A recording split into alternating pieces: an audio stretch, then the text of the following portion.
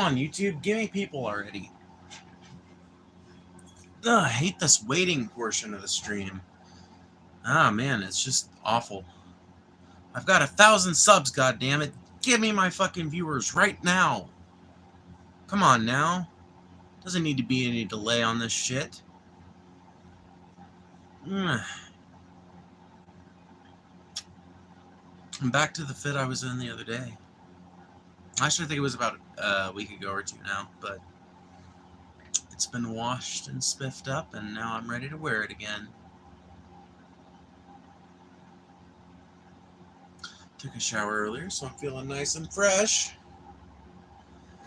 Oh, did my second day at my new job today, so that was fun.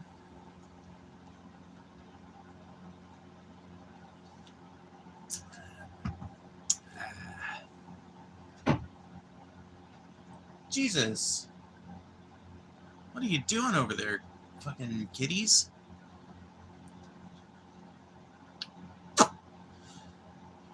I don't know what to talk about. Actually, I've got a lot of ideas that we could talk about, but it's all chat dependent. So we don't know what the fucking stream is going to be for the first 2 minutes. I guess I could just sit here and smoke and pretend that I don't even see the chat for a minute. That's always fun. I don't know.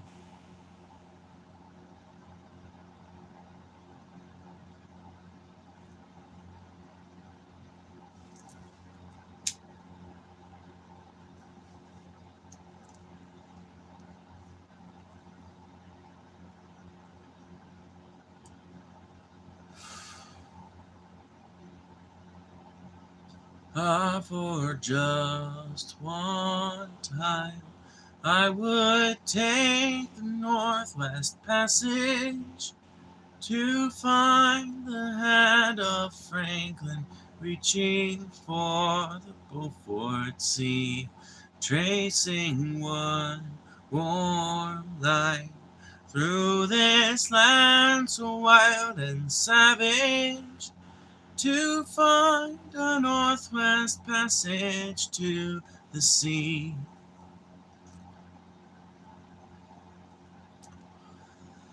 Jesus loves you, friend. What if I told you that your idea of Jesus is based on a complete misapprehension of what Jesus Christ was?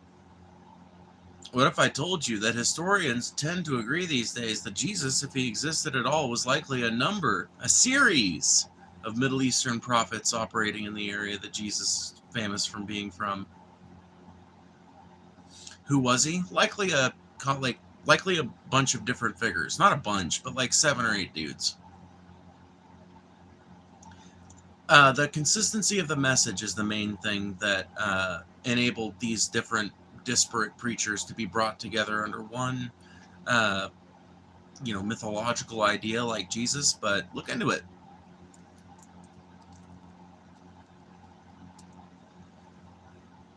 Where are you getting this info from? Historians. Google it. Let me Google that for you.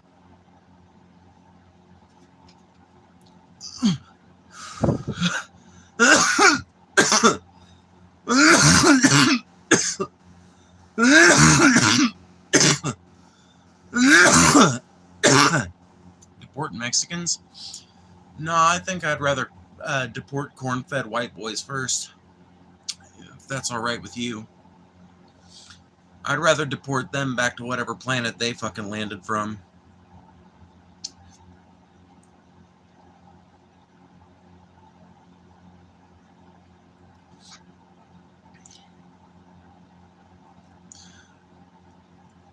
Judaism and Islamic followers also agree that Jesus was a real man. Yeah, you know what? And everybody in Jim Jones' cult believed that the fucking U.S. government was coming to slaughter them all to the man, except for a few people who decided not to drink the Kool-Aid. I don't think throwing your lot in with the majority is exactly a very sound argument. Not if it's presented by itself. Now, if you're going to give me a bunch of other reasons that are like factual and historical as to why you think Jesus Christ as described in the Bible actually fucking happened, then maybe we can talk. Maybe you can bring up, well, a lot of people seem to agree, but as of right now, You have just told me that some dude you haven't even proven to exist loves me. And the only proof that you have that he exists is that a bunch of other people have agreed that he does. That's not sound argumentation, my friend. That is dogma.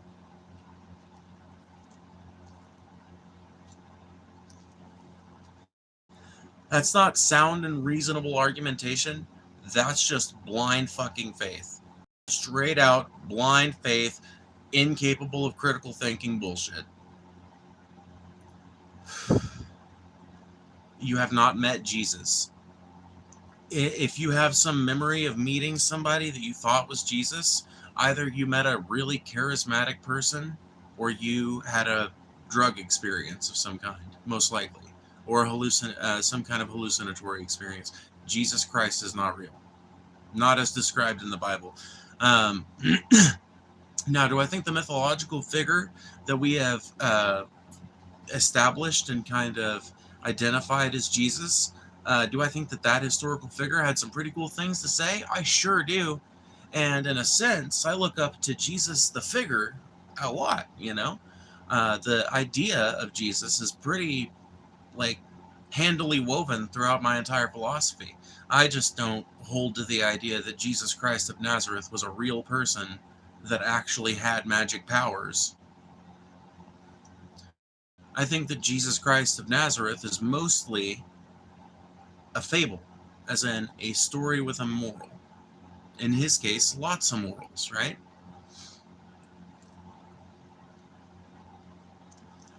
And I believe the very real preachers that Jesus likely represents were also probably pretty cool dudes, if the Bible's to be believed.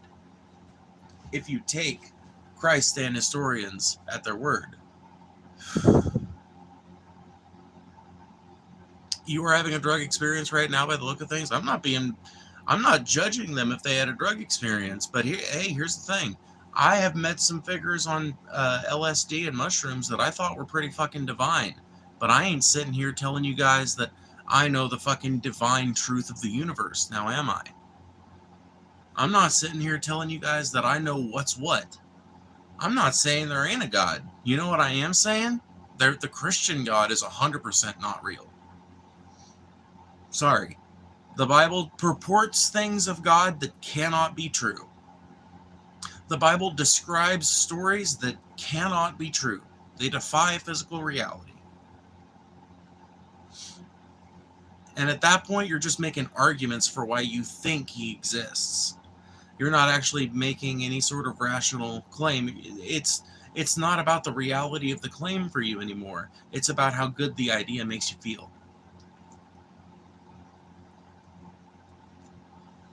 Crackhead. It's good to know that I finally lost enough weight to be confused for a crackhead. Honestly. For real, I think she is a crack-hauled. Crack-hauled.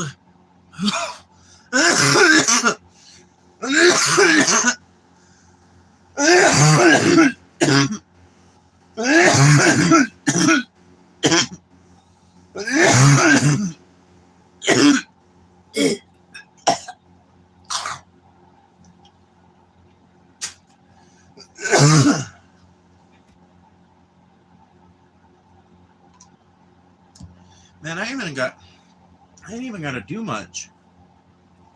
These people just roast themselves. If you don't mind me asking, what do you identify as? A problem. No, I am a trans woman. A very runny-nosed trans woman right now. And I use she, her pronouns. They should be in my bio, which should make them appear on the fucking rest of the thing. But for some reason, YouTube hasn't included that as part of their platform yet. I really wish that they would put them right next to the creator's name, because that would be pretty cool, but whatever. Whatever, man.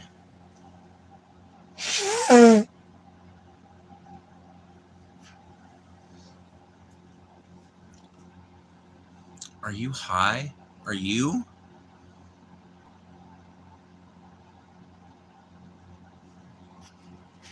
My pronouns are Z, Zers, and Zo. Might be a little hard to remember, but I'll try. Well, let's make sure we call Z by their... Let's... See, I'm already messing up. Let's make sure we call Z by their pronouns. The pronouns that Z prefers. And if Z wants to let us know of a different set of pronouns that Z would prefer, then Z can tell me at any time. There you go. I just use those pronouns. Those neo-pronouns that you act like are the most complicated fucking thing in the whole wide world. And people are just really getting on your nerves by expecting you to take that seriously because you're just too stupid to understand it. Do you see how easy I was able to use that? Do you see how easy that was? Did you see how utterly simple that was? Yeah. And my pronouns are a hell of a lot simpler than that. So what's your excuse?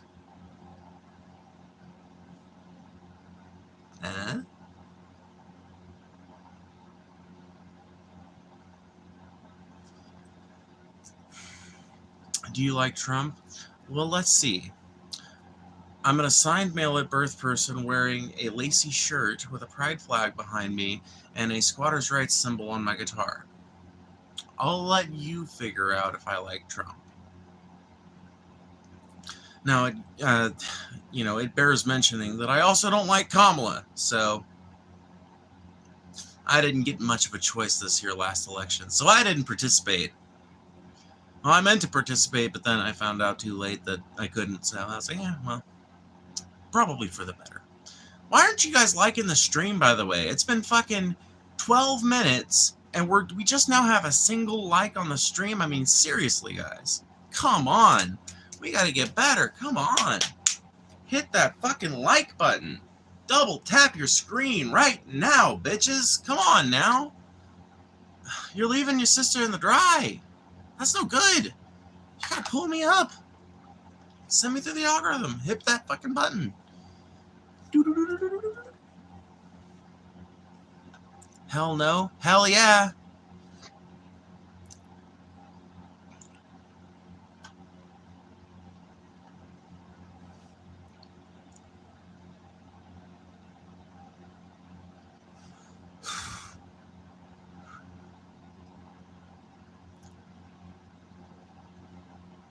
$5 today or $6 in 2 months? $6 in 2 months. Because I make way more than fucking, like, I ain't gonna be worried about no $5 or $6, like, the job I work now, honestly, within a month I'll have my credit situation figured out. Not my credit situation, but my, like, there's some things I'm behind on, and I'll have that all caught up within a month, and then after that I'll be able to pay my bills and save a little every month. Save quite a bit every month, actually. I'm not making some fucking crazy salary either. I just lucked out. I got, a really good job in a kind of shitty area of the country that's really cheap to live in, where my family's owned land for the last fucking 80 years. So, no mortgage, very low tax payments. And, that's going to leave me with a lot of fucking money to save and shit. I'm really excited about it. But point is, at this point in my life, I would definitely take the $6 in 2 months.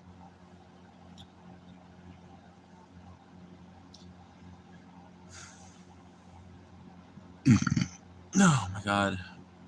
This might be the worst chat I've come in on. Tell you what, Merrick, order 66. You can go ahead. Feel free. You don't have to. I mean, you know the drill. But this is an order 66 to all mods. If you don't know what that means, Merrick will fill you in.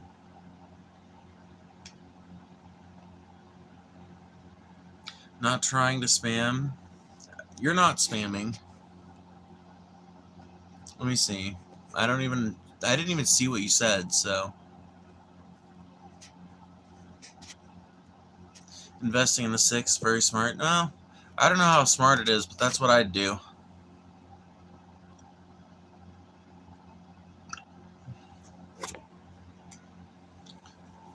Motherfuckers calling this crack, dude. Man, these kids are retarded. Who the fuck is giving these children cell phones? Can I ask? Because, man, I'm seeing some dumb shit in my chat. Some downright retarded shit.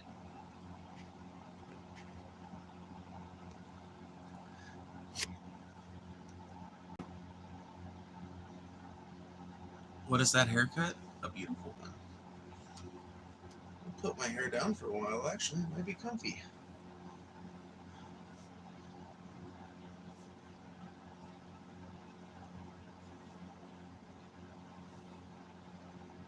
I did brush my hair after my shower, but after you have it up for a while, it does tend to clump up a little bit. So...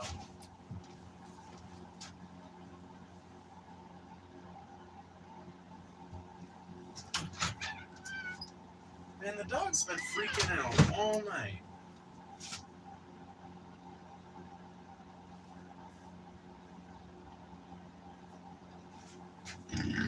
And I can't puzzle out why.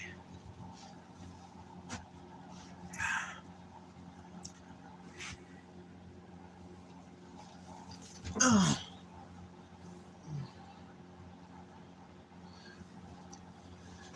Okay. Wash your damn hair. This is freshly washed hair, you retard.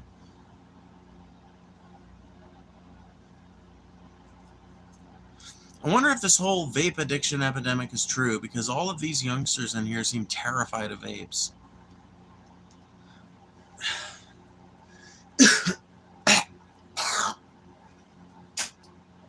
I don't know what it is, to be completely honest with you. I'll tell you this much. I live in an area where a lot of people still smoke. I see way more cigarettes than I do vapes. Vapes are still pretty common, but it's like, I would say like 30% of smokers, maybe 40%.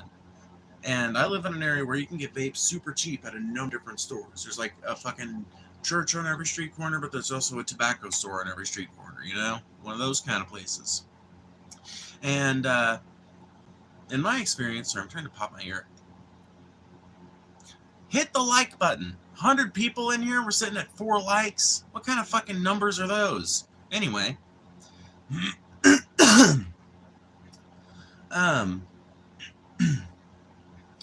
I can't see how vapes are overtaking the country in a way cigarettes weren't. I find it hard to believe that somebody who was going to be susceptible to a vape addiction would... I don't know, though.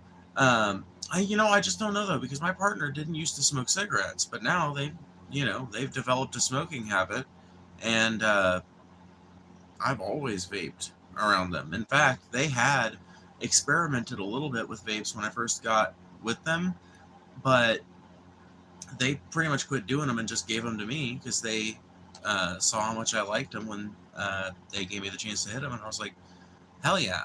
But they hadn't fucking, they hadn't taken a fucking hit of nicotine in like a year and a half, and a couple of weeks ago they were like, I need a cigarette, that'll help, and whatever. I guess it's not really my business to be telling, but it does contradict the point I was about to make, which was, I was thinking, at first I was thinking, like, I don't see how somebody that wouldn't be susceptible to a vape addiction would be susceptible to a cigarette addiction, but my partner's an example of that. So there's clearly appeal to both things that, like, how do I put it? In the Venn diagram of vape people and cigarette people, the middle of that diagram is obviously, like, just nicotine users in general, right? The middle of that Venn diagram is them, but it's not as big a section, like, it's not as big a middle section as you would think on a Venn diagram like that, because there are people like me who I have always hated actual cigarettes. I'll smoke them if that's the only way I can get my, like, nicotine fix, but in my estimation, vapes, number 1, hand-rolled spliffs, number 2, pipe tobacco, number 3, blunt wraps and cigarillos, and then cigarettes. Man, they are, in my opinion, cigarettes are the most gut bucket fucking way of doing nicotine that there fucking is. Literally, it is like, I don't know, maybe I'm just being judgmental, but to me, cigarettes are the most gut bucket way to do fucking nicotine. It is just like fucking loaded up with motherfucking chemicals, and not that these fucking things aren't. I'm not saying that, you know, they are, but whatever. I guess it's not really my place to judge, because I do this fucking shit, which is just as fucking deadly, you know, but, you know, like, vape doesn't, like, stick to your clothes in the room the way cigarette smoke does. Although, personally, I kind of find it a little bit charming when I go into somebody's house and it smells a little bit like cigarettes. Not bad, but where you can smell, like, okay, there's a room in this house where people smoke with the window open sometimes. I like that kind of. It's got it. Too much of it and it's just disgusting, but a little bit of it, you know, in a otherwise clean house is kind of charming to me. It kind of reminds me of my grandma's house.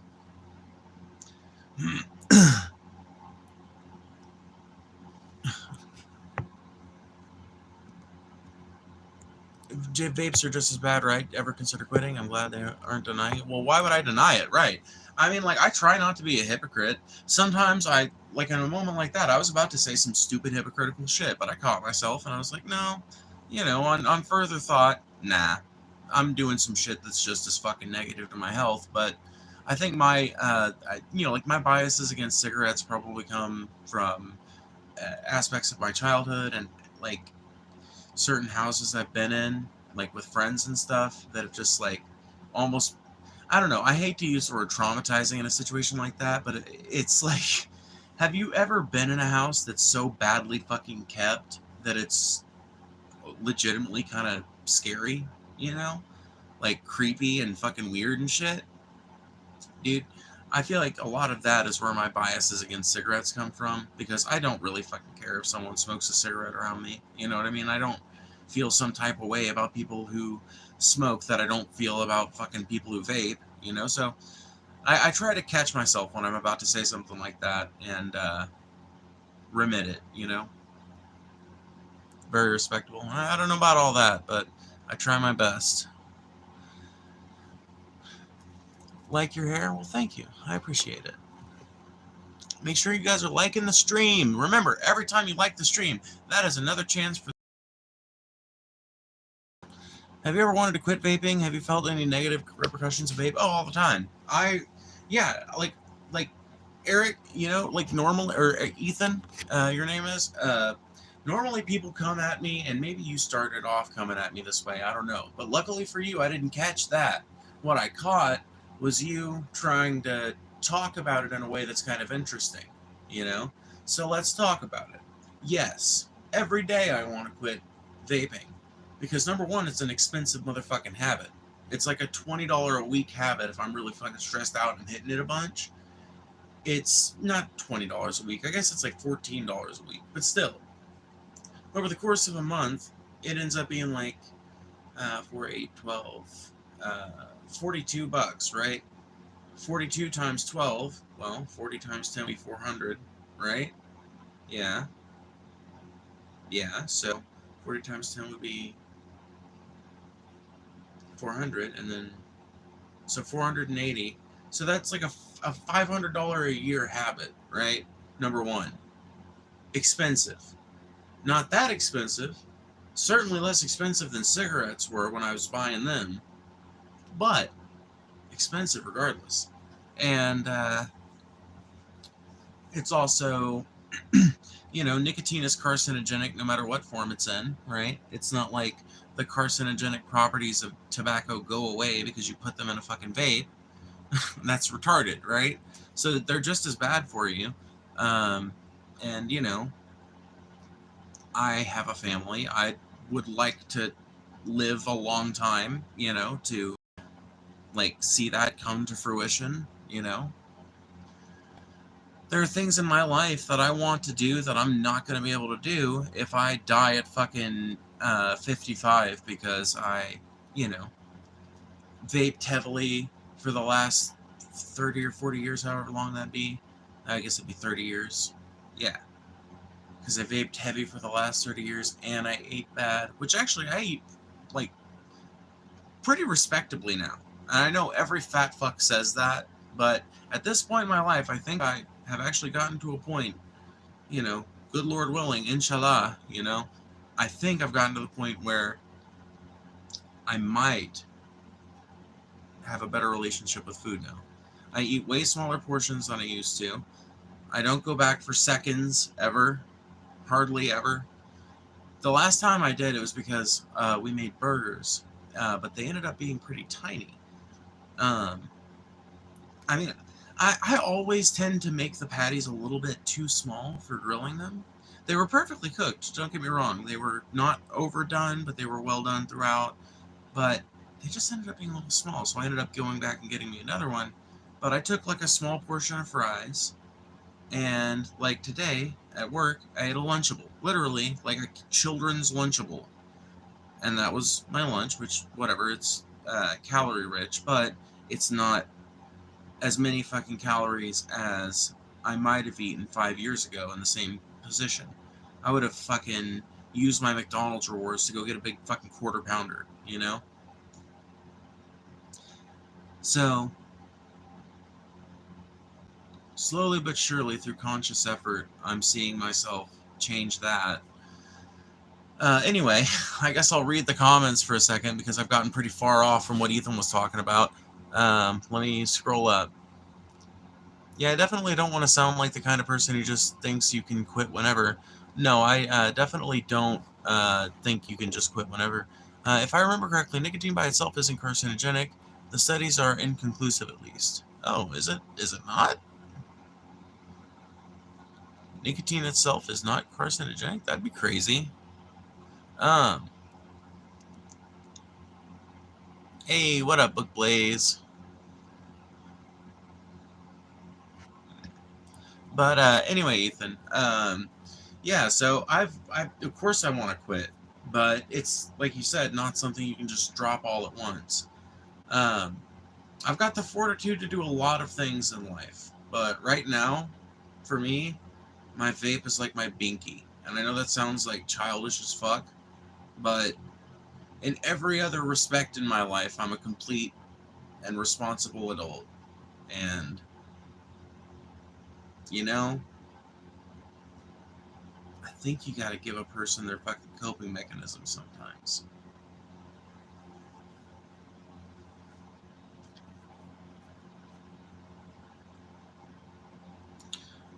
Well, I hope you can get through it. We're all supporting you. Well, Ethan, I have to tell you, most of the people you hear saying that kind of thing in chats don't give a fuck. They're just doing what's called concern trolling. There's a chance you're concern trolling, but I've chosen to take you seriously because you engaged with me in a way that wasn't just completely uninteresting. You know, like just telling somebody to stop smoking is fucking annoying as hell to me, but saying, have you ever considered quitting vaping, or like what made you start smoking or something like that? Like, if you're gonna bring it up, it's not even the most interesting topic, but if you're gonna bring it up, ask me a fucking question about it. Don't just tell me what to do. Number one, I'm a fucking grown-ass woman. I don't need other fucking people telling me what to do. Like, would you accept that? I understand if you're like 15, but if you're not, you shouldn't accept that from other people, right? So don't proffer it to other people. Number one. So, and number two, it's like this is a chat-based stream. If you guys aren't participating in an interesting and unique way, we can't have a fun and interesting stream with lots of views and lots of fucking interactions where everybody's making jokes and everybody's having a gay old time, right? That only happens when people ask interesting questions like Ethan did. So, I want to see what his response was earlier.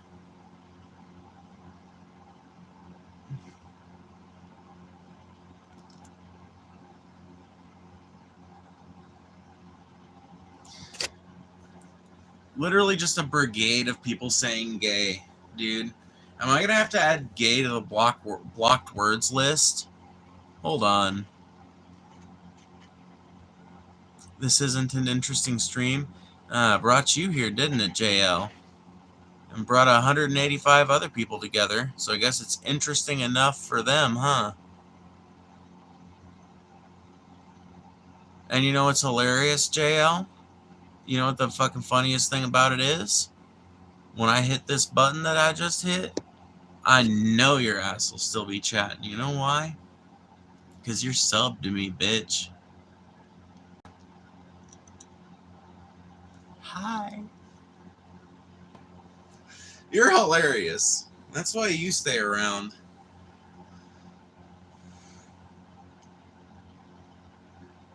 But once again, it's a chat-based stream, so if the stream isn't interesting to you, then the best fucking remedy you have for that is to ask an interesting fucking question, if you're capable of the act. You gotta be able to use a little thinking power first. You have to make those wheels turn, but eventually, something will come to you, and I bet you can pop it in chat. And if you can shit it out on chat, then we can have as interesting a conversation as you can conceive. You got to have the court jester. Exactly, Book Blaze. You understand. You understand perfectly. You know what, Book Blaze?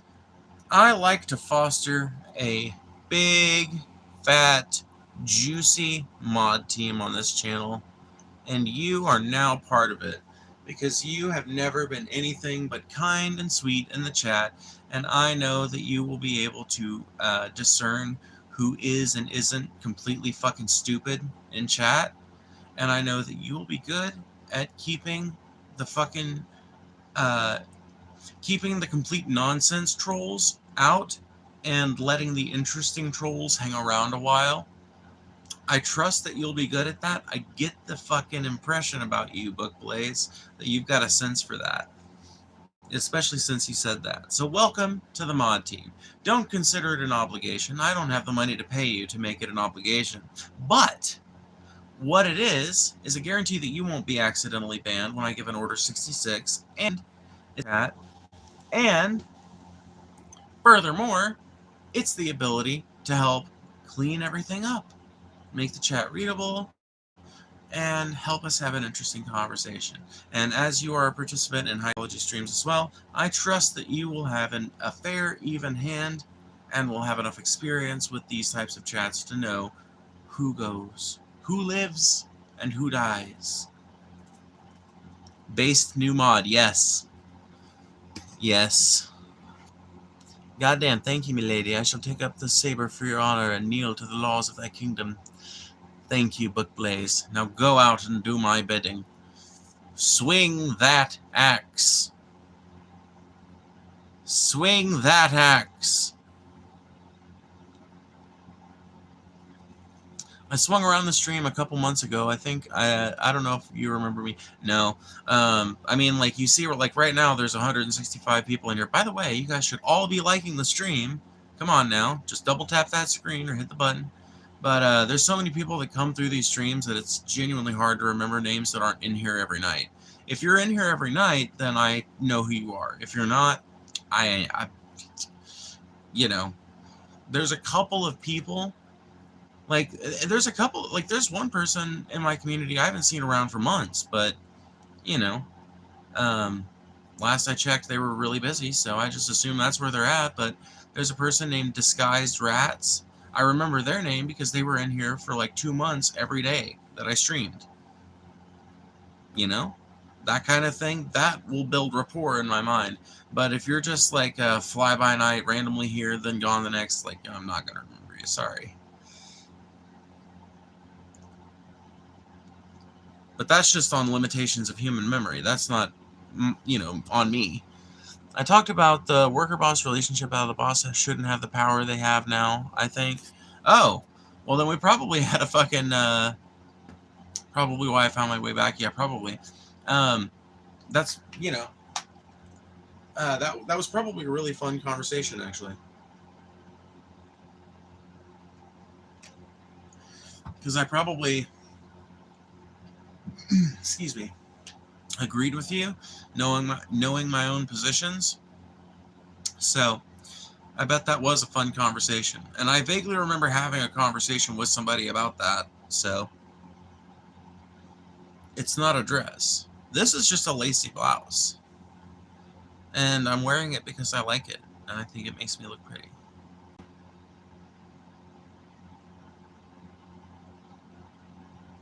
Man, chat is just drivel.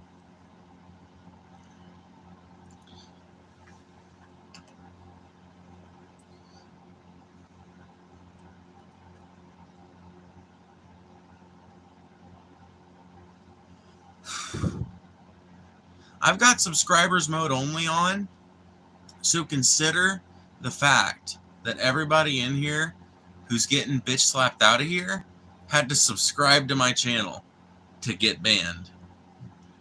Isn't that fucking crazy? That's American freedom right there. That's more American than fucking apple pie and red, white, and blue fucking flags flying all over the Middle East and Germany and every other country we've laid our footprint on.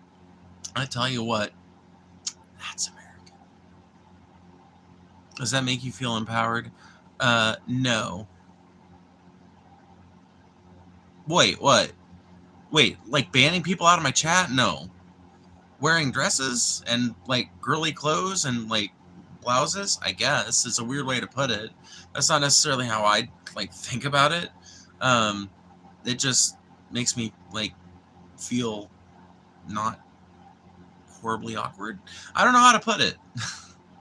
It's not something I devote a whole lot of thought to. I just buy the clothes that I think are pretty and I wear them.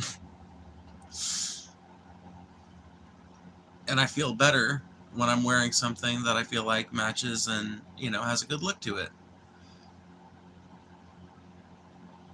This camera angle honestly isn't the best, but you guys would be like gooning in the chat if the angle was right. It wouldn't matter that my voice is deeper than the average woman's. Suddenly that would melt away.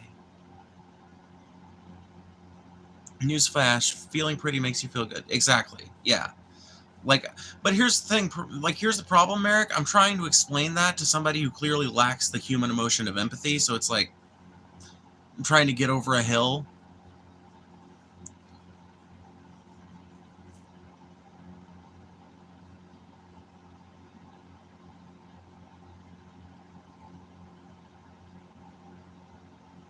What do you think about children under the age of 18 go trans?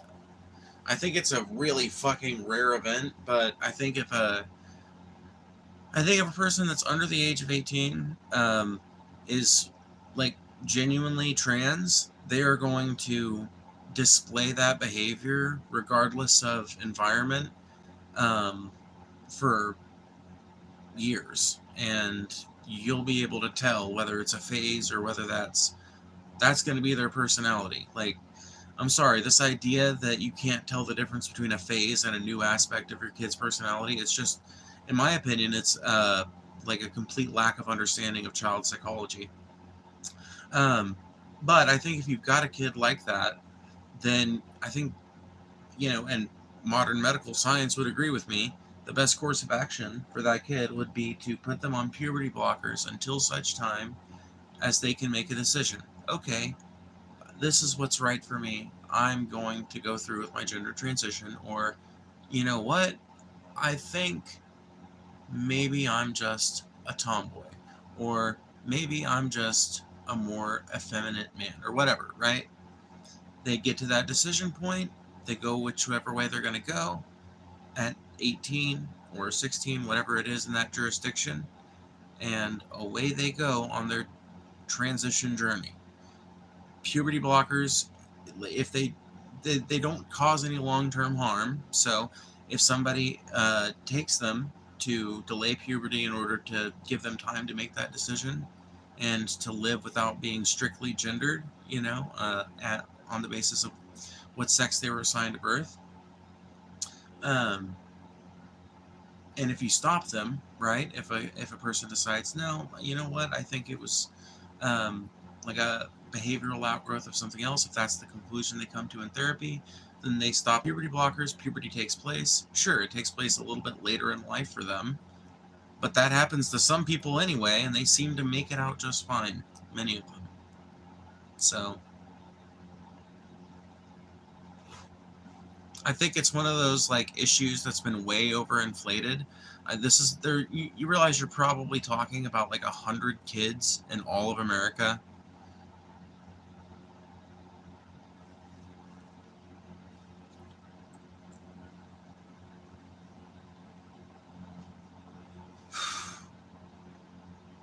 Seven deadly chins, dude. You know what? That was actually hilarious.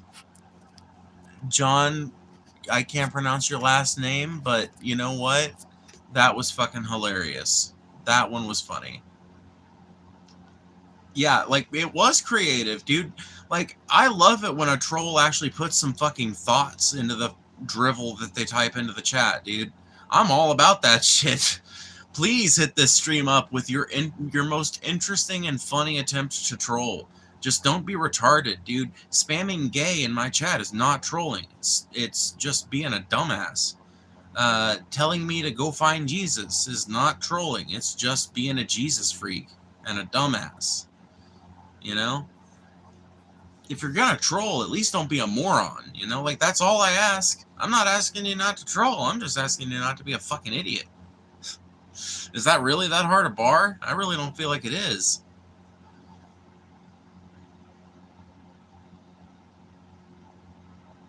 That's something on your 7 chin. Yeah, that's called a pimple. Don't worry, you'll get them when you like hit 7th grade, kid. Ocean man, take me by the hand, lead me to the land that you understand.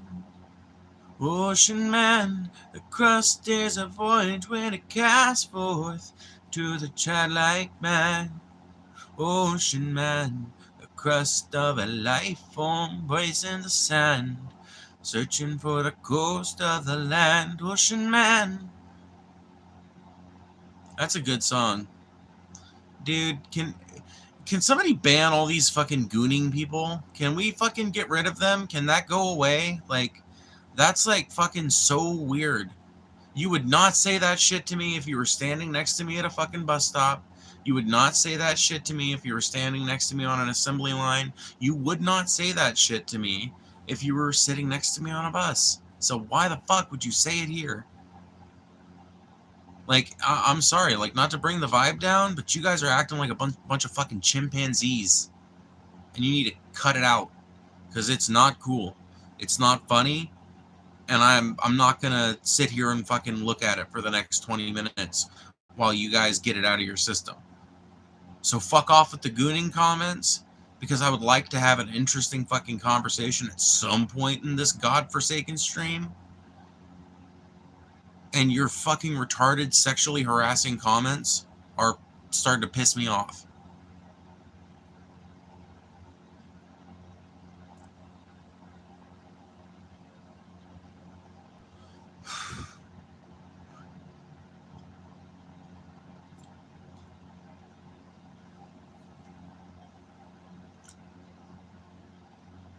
Stance on gun control. I think it's like the wrong solution to the problem. I think we probably have enough gun control. Honestly, I think that there needs to be more enforcement. I think if there's a problem, that's it. There's already and you know, there's also something I think should exist that I don't know how much it exists out there. I've heard of it in some jurisdictions, and it's obviously not happening in others. But the idea of tracing guns back to where they originated, which you can do for a profound amount of firearms that are caught, they're taken off the street for whatever reason, right? Tracing back that firearm to the person who originally fucking owned it, and if there's not a report about that gun being stolen, then they go interview that person and figure out, hey, how did your fucking gun end up on the street? Who did you sell it to? Like, they look up the last person that fucking owned that was, registered with that gun, right? And they fucking because, like, honestly, enforcing fucking safe and responsible usage of guns would fix like a shit ton of the shootings and gun violence and accidental shootings. It would fix basically all the accidental shootings, because every fucking, not every, but the vast majority of accidental shootings here in the United States of America happen because some dumbass gun-toting parent leaves their fucking, and I say that as a dumbass gun-toting parent, by the way, but some dumbass gun-toting parent with even less brain cells than I have leaves their fucking gun out on a counter or on in a fucking nightstand or somewhere else that's not secured, and they don't put a trigger lock on it or anything, and for some reason they tell their fucking kid where it is, or their kid goes through and finds where it is one day when they're snooping around, and one day they take it out to play with it, and they end up shooting themselves or shooting one of their friends on accident because they don't know what the fuck they're doing.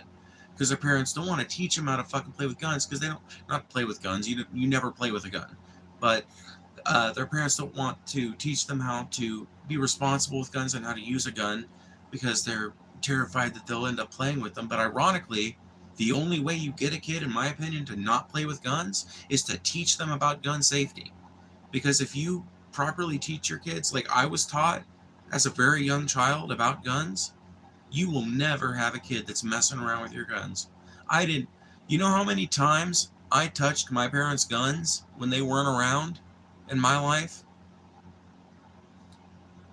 Goose egg. Never. Ever, ever, ever. So I don't think more gun control laws are necessarily what we need. I think we need better enforcement. Straw purchases are illegal, but they still fucking happen. That shit needs to be enforced. Like, people have mentioned the gun show loophole, and I understand that that's kind of a misnomer or whatever, but this idea that you can just sell guns to people on Craigslist, that probably should, at the very least, we need to be enforcing like legal transfers of these weapons, so that felons aren't acquiring firearms by buying them off of Craigslist, right? If we're going to tackle the problem of gun violence in America, then let's actually fucking tackle it. And a profound amount of the guns that end up on the street because either a fucking quote-unquote law-abiding gun owner sells it to somebody that they think is law-abiding, and then they don't end up fucking doing some law-abiding shit with it, or somebody's house gets fucking broken into, their gun safe gets broken into, which in that case it's not your fault, honestly. There's nothing you can do at that point. But what's way worse is when you've got a gun cabinet that's fucking just got a glass front in it. Somebody like that's house gets broken into, their gun cabinet gets the glass busted out of it, and they take all their fucking rifles and pistols that are just sitting there. And now you've got a fucking bunch of guns on the fucking black market. If they're hunting rifles, a lot of them are probably going to end up getting traded for street pieces, you know, to some gun enthusiast. But once again, who the fuck is keeping paperwork on it? But if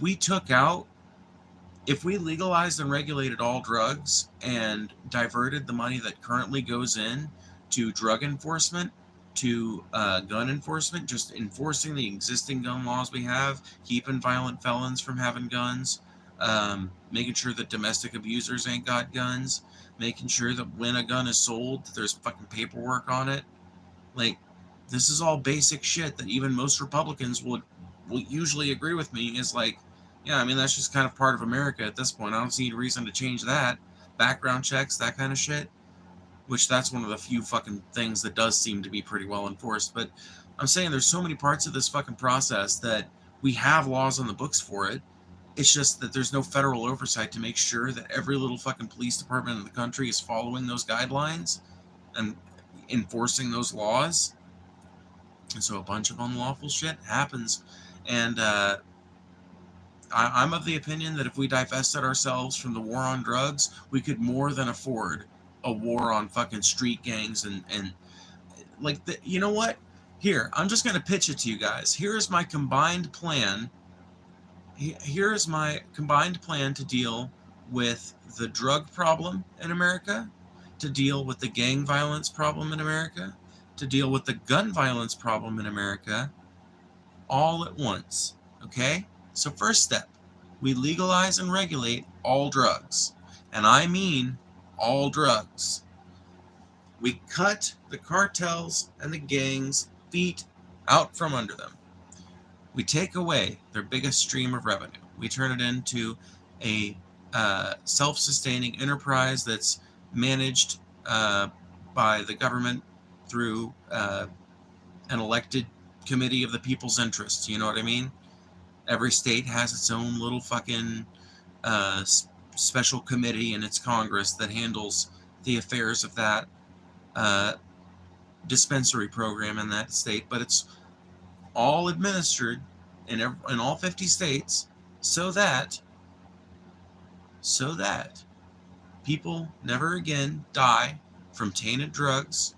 You solve the fucking tainted drugs problem. You solve dosing problems, because suddenly now you're not getting your fet in a fucking Ziploc bag or in a patch that may or may not be the dosage that was reported to you, or whatever form that you are currently getting it in on the street. Now you're getting it in tablet form or in patches that are clearly labeled with their dosage. And every time you go to buy a hard drug for one of these harder drug dispensary stores, you get a pamphlet as part of your visit, it's like in your bag, that gives you resources on rehabilitation centers that would have to be part of this new legislation, drug rehabilitation centers that are at least partially publicly funded to allow for people with addiction to seek treatment. And in doing this, you not only help the people by preventing them from getting access to horrible street drugs that are cut with all kinds of awful shit, but you also cut the cartel's feet out from under it, and the gangs of America. You do it all. You suddenly cut their fucking feet out from under them, right? And once you've ended the war on drugs, not only have you cut Gangland America's feet out from under it, but you know what you've also done? You've freed up a shit ton of money. You've freed up a shit ton of money because you're no longer treating drugs as a criminal problem, but as a health problem. And, like I said earlier, I keep drilling this point down, all of the criminality that people are worried about when it comes to gun violence is now in a way weaker and more frenetic position than it was before. Which means all this extra money that's now freed up can be used to pay officers and SWAT teams overtime to fucking start enforcing some of our fucking gun laws here in this country. Let me put it that way. Honestly, you could fucking cripple the rest of like the criminal element of America, so to speak, like the organized criminal element of America. You could cripple it the rest of the way with that alone. Just pursue that alone.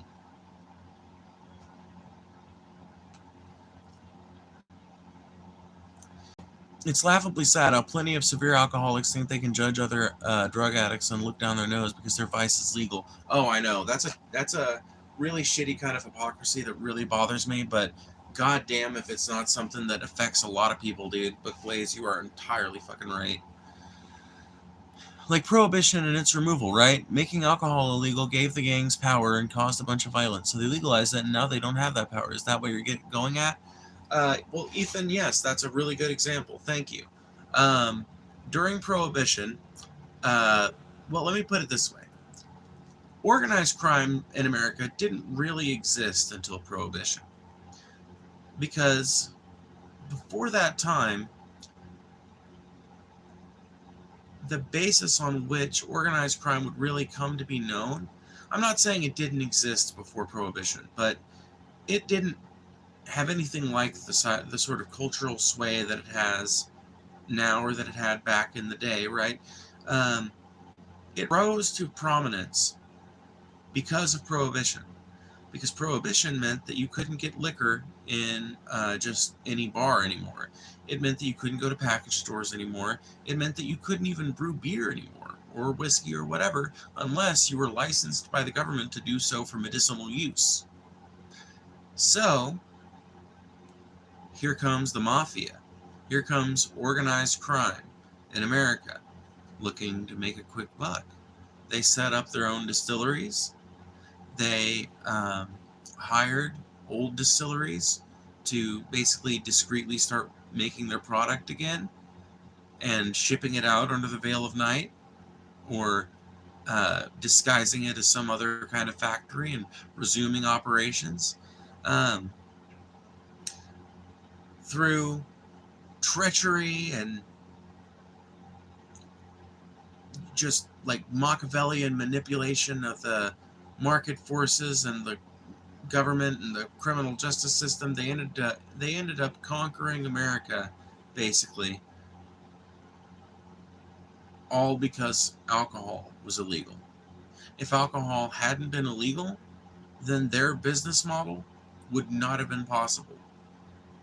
Their business model existed because Prohibition necessitated some way to get what the people craved. And what did the people crave at that time? At that time, people craved liquor. At that time, they wanted liquor. Now, what do they want? Well, increasingly, the answer is drugs.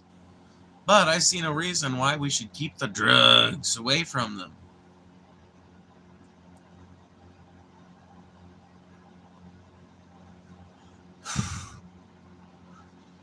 Commercialize and capitalize on that hard drug market.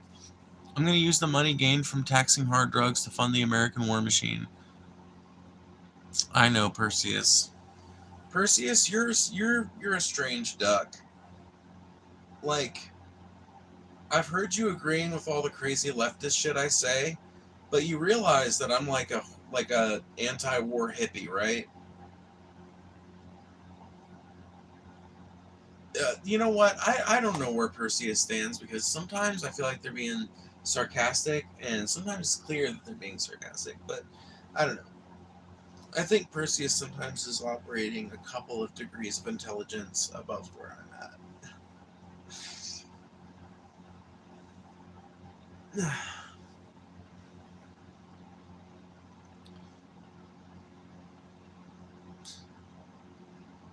I know, right? Feels like a 180, but it's nice getting a bunch of viewpoints. I know. Shows how you don't have to be completely one side. Yeah, that's true. The incredible tax well created for a state that legalizes weed alone is nuts level public funding. I know. Well, that's what I'm saying, is that if we taxed and regulated this shit, right, it would do so many fucking things. I literally think ending the war on drugs, legalize and regulate, would be the fucking one of the biggest fucking things we could do in America. I mean, you talk about a fucking revolutionary change in this country, because suddenly you've got so fucking much more money freed up that can go towards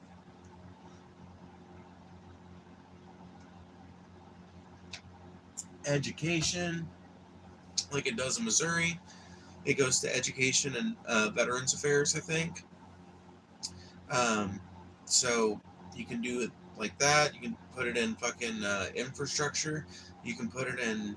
God damn it, my nose is itchy.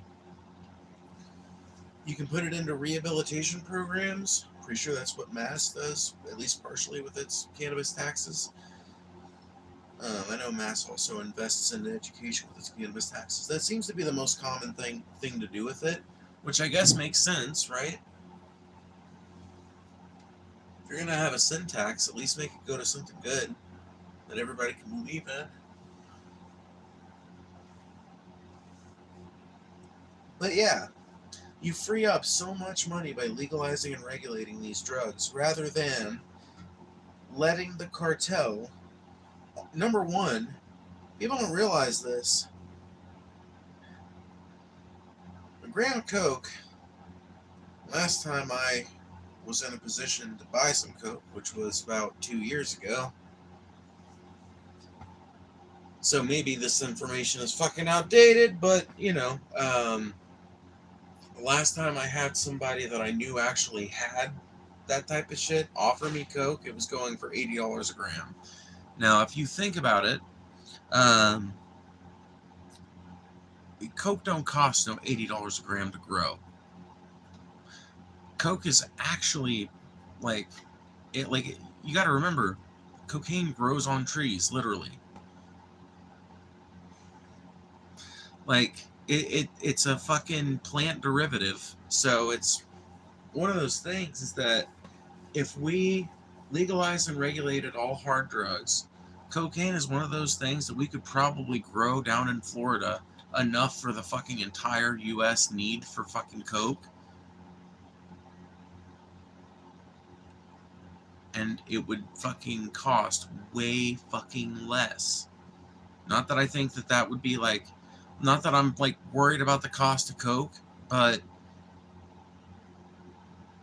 I think it adds insult to injury that not only are organized crime gangs and that kind of thing, that sort of like that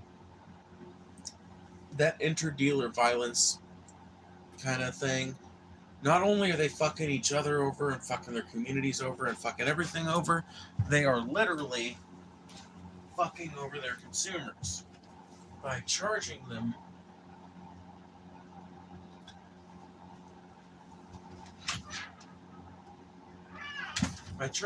far more for a product than that product is actually worth. But the reason for all that,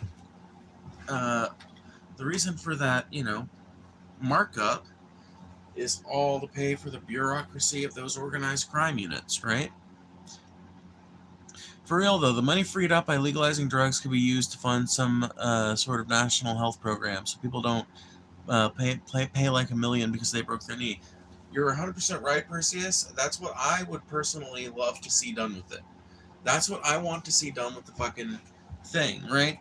You legalize and regulate all drugs, and you tax them, right? And in my opinion, I think the funds from that tax should go evenly distributed into funding a new universal healthcare program.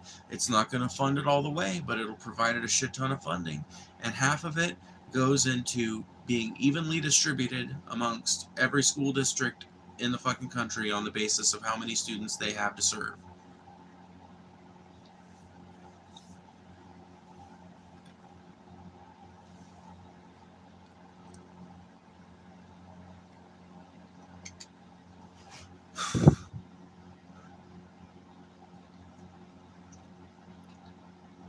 All of them, all must go legal so they can be taxed? Yes, 100%.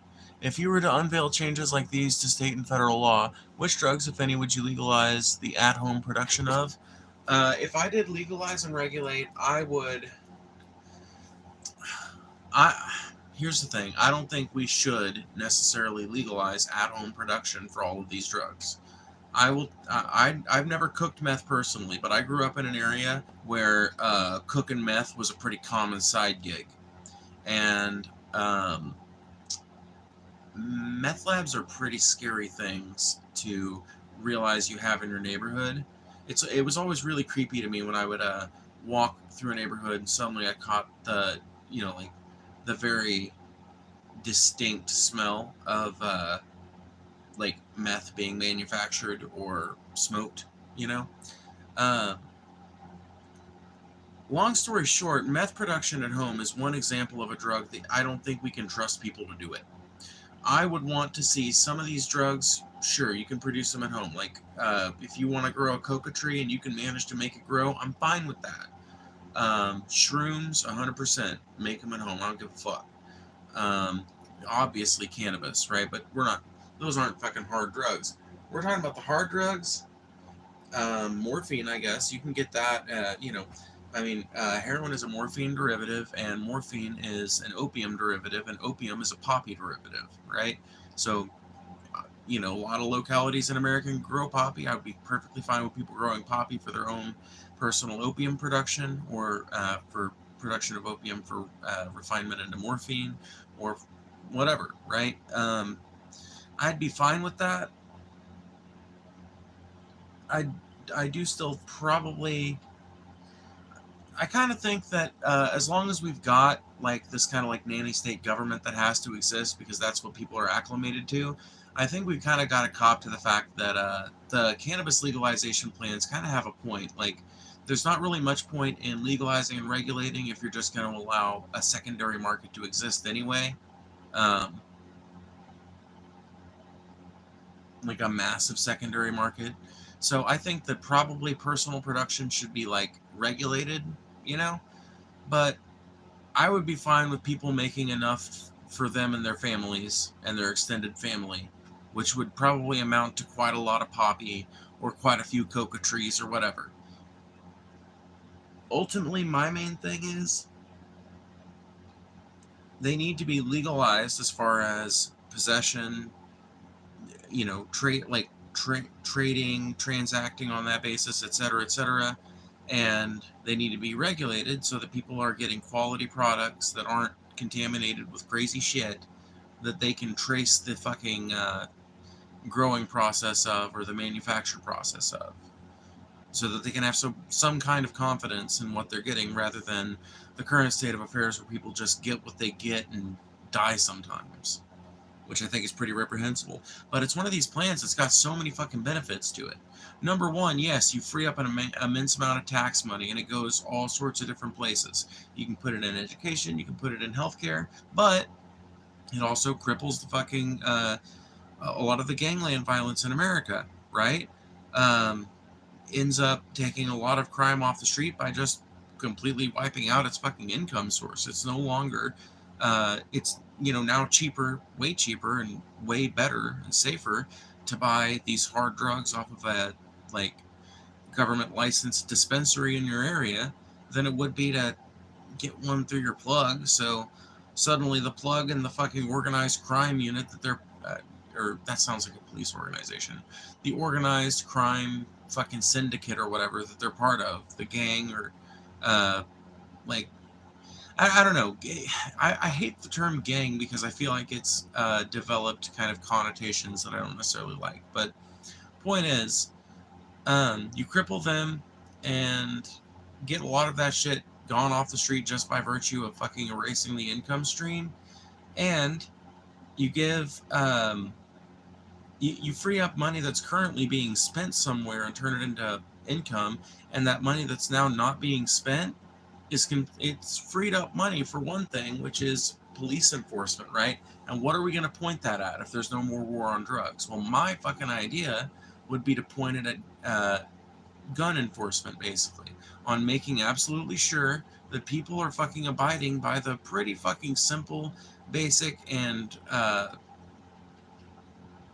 pretty allowing gun laws in this country. It's not like we've got some draconian system.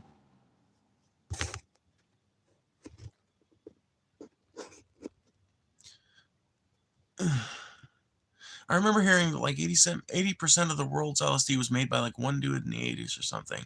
Seems possible, and it's close in micrograms. I mean, yeah.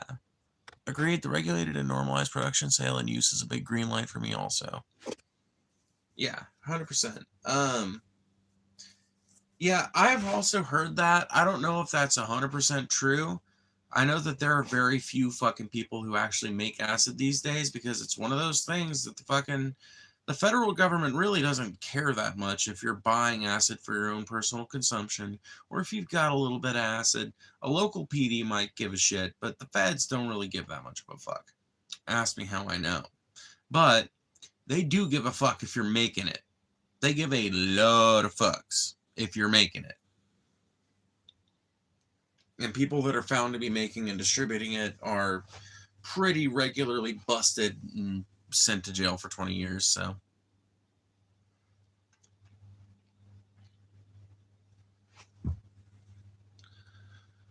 Thoughts on climate change? Thoughts on Trump's administration so far? A lot of thoughts. Thoughts on climate change? Well, I think it's a real shame that we haven't done anything to combat it thus far. I mean, that we haven't done enough to combat it. It's not like we haven't done anything. That'd be a bit of an exaggeration, but we haven't done enough to combat it, and that's despite having the technology to do a lot more to combat it. And I think it's a real shame that we're not taking it as seriously as I think we should. I think the fact that polar vortexes have descended over the fucking Midwest and the South the last 5 years in a row, I think that should tell people, last 6 years in a row, for being honest, I think that should tell people that shit's gotten real weird. Shit's gotten fucked up. It did not used to snow in the South every year. I don't know why people are pretending like this is normal. This used to be like a once every fucking 10 or 20 years type of thing. Now, the South gets snow every fucking year. That ain't normal. I'm just letting you know. So it's a real problem. It's something we need to get ahead of while we still have the ability to get ahead of it. Right now, climate change is way ahead of us. Right now, we are hurtling towards a world where there will be millions of people in all kinds of places that just can't stand to live where they're living anymore, and will have to go somewhere else. And if we would fucking go ahead and make some of the major changes that need to happen in this country to like fix some of these problems and reverse some of this damage, we could avert some of that. We legitimately could. There's no reason we couldn't get over that hump, but we don't seem to be willing, either as a people or as a government, to make those changes. So if you ask me, things are just going to keep on getting worse and worse and worse, which is why I advocate for people to start growing their own food, learning how to build fires with very little, learning how to safely keep a fire and cook with it, and how to boil water and what places are okay to take water from, that kind of thing.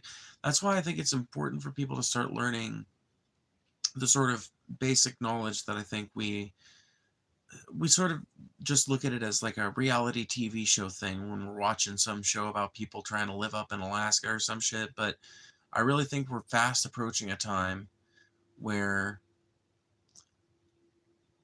people are already faced with a system that doesn't give a shit about them. The vast majority of us live in a place that just doesn't give a shit about us. If we're Americans, you know that to be true. America don't give no fucks about us. America doesn't give a fuck about anyone in particular. America gives a fuck about America, right? American people are very much the same way, but we have a little bit more camaraderie than that. When it comes to the country as a whole, they aren't thinking about us, right? Once you understand that, then the question becomes,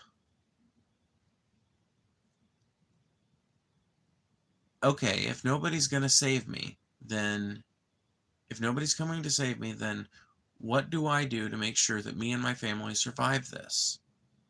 And my fucking answer for the last couple of years has been learn to garden, learn how to plant things, learn how to identify wild edible plants, learn how to harvest wild edible plants, learn how to fish, learn how to live off the land a little bit, and learn how to do things like that cooperatively with other people. Get to know your neighbors, because you're going to need them in a few months, in a few years. I don't know when it'll happen, but it's going to happen. We're clearly not moving in the right direction to avert some of the many disasters that are coming. And if we have any plans on living through them, it's going to take group effort and human ingenuity. And you are not going to be able to get either one of those successfully off the ground without getting to know your neighbors and being able to sustain yourself long enough to think a thought. And once things get bad enough, there will be food shortages of all kinds of different food. People are going to be going absolutely batshit crazy, not knowing how to make any of the things that they like. But people who take the right steps now will be in a better position than those people. Because people who take the right steps now can put themselves in a position to have plenty of food, regardless of whatever shortages happen, regardless of what the country looks like or how things are going.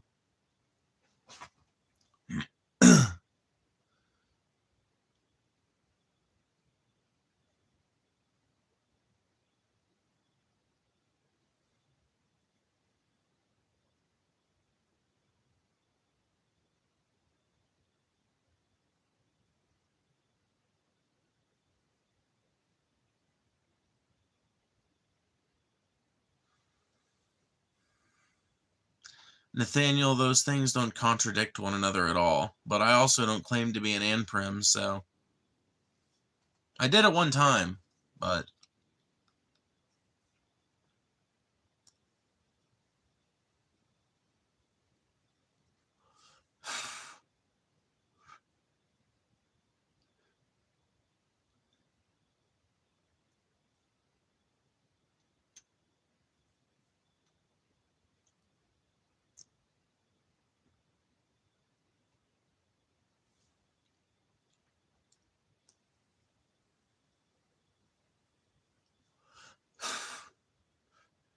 How? How do those things contradict one another? You can literally grow cannabis, which is a drug.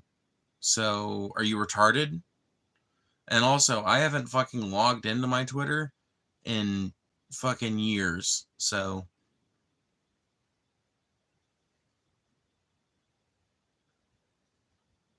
There's no such thing as primitive meth or fentanyl. Sorry, dude, I forgot that those are the only drugs. Man, Nathaniel, you think you're the fucking smartest person in this room right now, don't you? You're dumber than a box of hammers, but you legitimately think you're one of the most intelligent people that's ever commented in this chat, don't you? Yeah. God, it's gotta suck to be that retarded. God, it's gotta suck. Do you think we should be able to grow opium? Yeah. I mean, up to a certain amount. I don't think you should be able to have endless fields of poppies, but yeah. Well, I think if you're going to have endless fields of poppies, you should be properly regulated and licensed by the government, basically. Why? Because right now, because right now, organized crime has a chokehold on the drug market, and it means that there's a bunch of fucking money being made that's not taxed at all, that's not going to fucking anything but making a couple of fucking drug lords rich temporarily until they die to another drug lord, and ending up with a lot of money being buried in the Mexican desert. So I'm all about turning that into like actual money flowing through the economy back into people's hands, being distributed among workers, etc. You know? So yeah, legalize and regulate all drugs.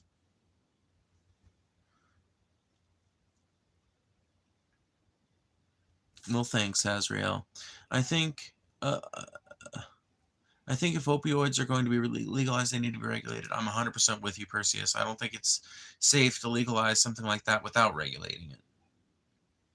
Not in this current climate. Maybe someday human beings will be equipped to live as true anarchists, you know, like that dude earlier wanted to call me out for claiming I'm an amprim, but it's like, no, I don't even identify as an amprim anymore.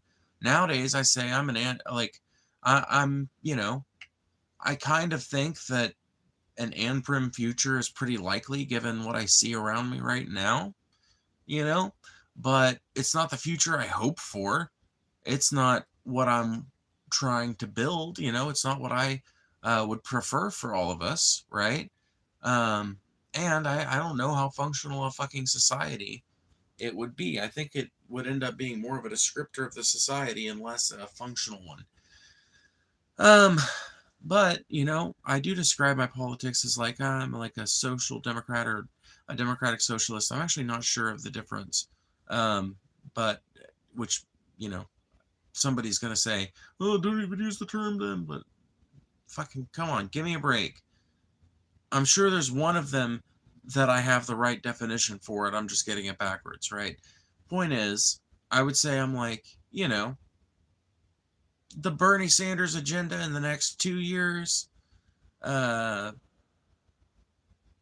fucking some kind of like crazy like post-communist idea that de-emphasizes people's value as labor units in the midterm future, and then you know, government-free utopia in the longest term. But I mean, I don't know. I think that that's a more reasonable and realistic position than just saying I'm like, you know, I'm an anarchist right now and I want it right this second. Like burn it all down and replace it with nothing. You know, I tend to think now, no, you know, a lot of people would probably be suffering a whole lot less if we did burn it down, but there's a whole lot of people that'd be suffering a whole lot more. So I don't think the goal of leftism should be to equalize everybody's suffering on the lower scale, you know, like on the, like everybody's shit miserable now. I think that's a pretty fucking shitty goal to shoot for. I would like everybody's basically happy now, you know? That's something, that's a future I can shoot for.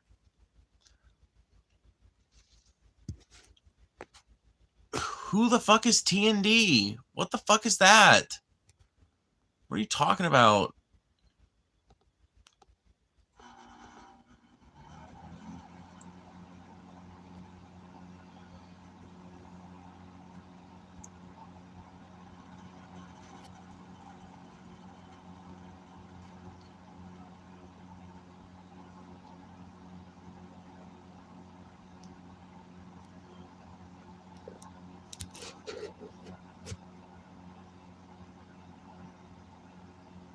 There you go, Nathaniel House.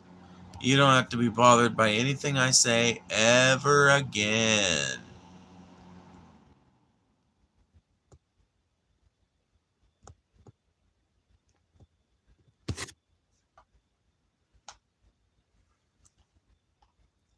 Seeing people so quickly cling to the rotten thread of Joe Biden while calling Bernie a radical really killed my last attachment to the Democrat land lib left. Oh my god, yeah, dude. For me, it was this last electoral cycle for me. Honestly, if the Democrats had put up if they had allowed democracy to happen in the primaries and they hadn't stifled the couple of like socialist leaning candidates that were going, if it had been somebody like Marianne Williamson up there, fuck it, I would have voted Democrat. Fuck it, she'd shake shit up. Probably. Crazy self-help author? Why the fuck not? We've had a reality star. Why can't we have a fucking crazy self-help author? But they didn't give me that. And Book Blaze, you know that as well as anybody. They gave us what Paul likes to call butt hash. They gave us bullshit. They gave us a drunk, zannied out cop that was pretty much universally hated by everybody who actually had to live under her policies and was primaried for absolutely no one. Like, literally, not a soul in this country wanted to see her be president. Not a fucking soul.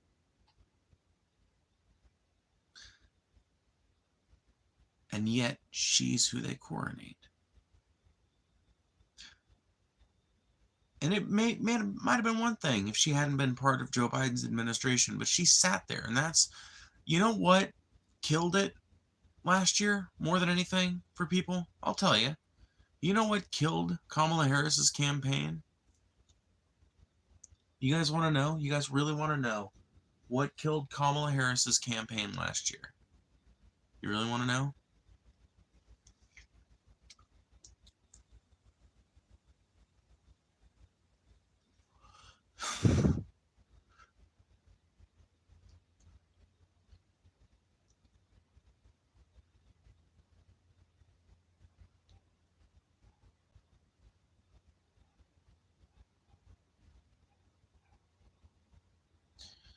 What in the fuck are you guys talking about that are just like asking random questions about nonsense?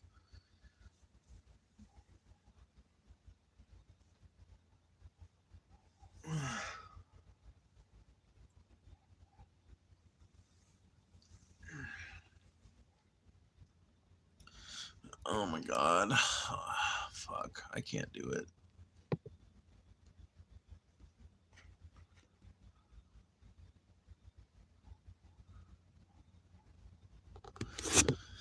There we go. Dude, that's just retarded, dude.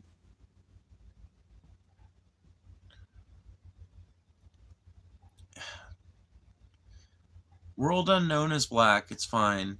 I'm not gonna sit here and police Casey's use of the word nigga. I'm sorry. It's just not in me. Casey doesn't even police my use of it, but then again, I never use it in a racist way. It's just like to read it out in chat or to I don't know. I've always felt weird saying the N-word. It makes me feel like I'm 12, you know?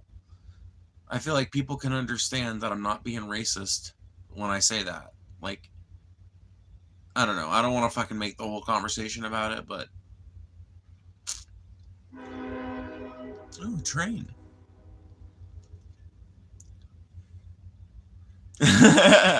I love Casey.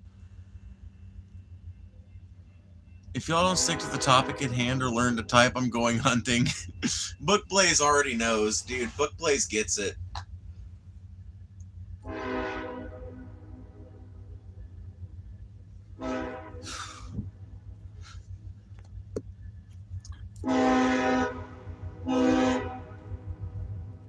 Okay, but anyway, you want to know what lost Kamala Harris the election last year? More than anything,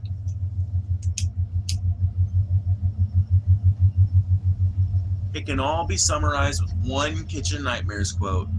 It was the title of a stream the other day. It was inspired by me thinking about this very thing.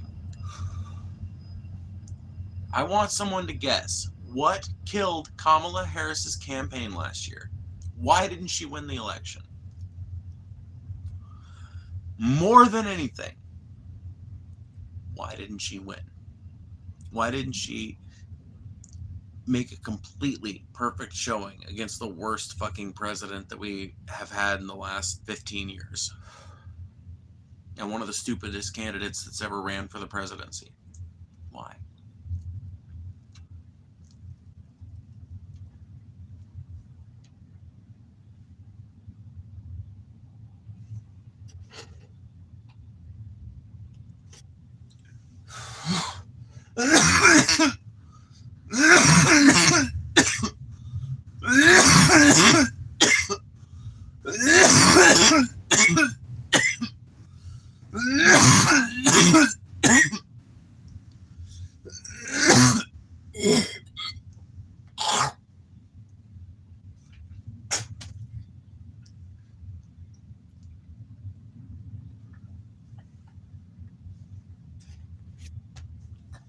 Okay, well, none of you guys are guessing, so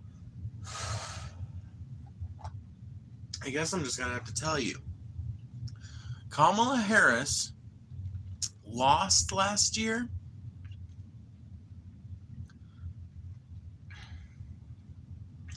because of 4 simple words that were playing in people's minds, even if they didn't think about them in that frame. You sat in it. You sat in it.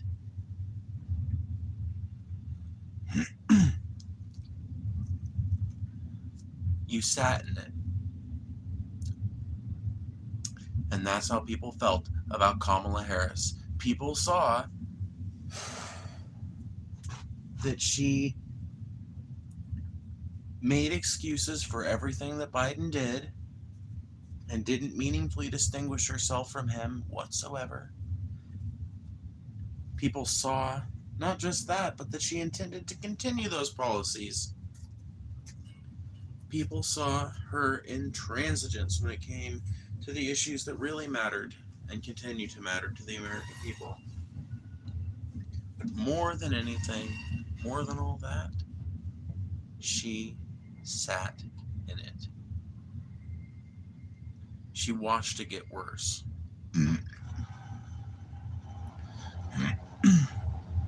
She watched it get worse and did not take the reins. And that's what people kept thinking about. People, this was a referendum on the economy. It was also a referendum on the Biden regime's mishandling of Gaza.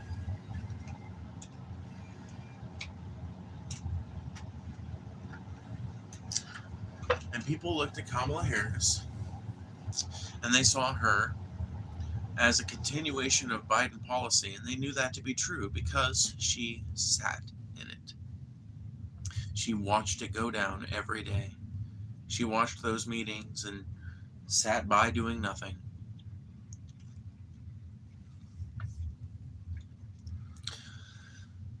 Yeah, good luck, Americans. I know. And fuck you, Perseus, you fucking Thai. You're fucking off in Thailand now and unaffected by any of this shit. No, I'm just kidding.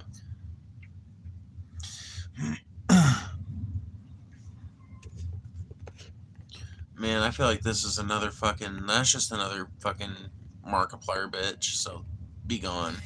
Trump won because he was able to successfully strawman all lefties into people that look and sound like you. Oh, yeah. Yeah, indeed. Indeed.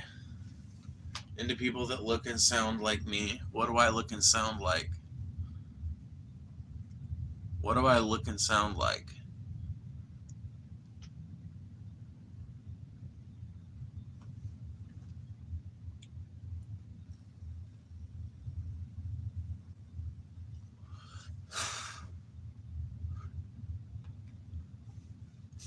Oh my god. I can no longer understand people who really get the warm, fuzzy feeling in their chest from the twitching weirdos the left wants us to identify with.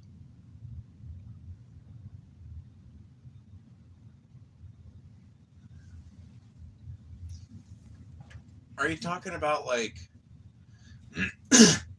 I guess I'm going to need more clarification on that one, Book Blaze.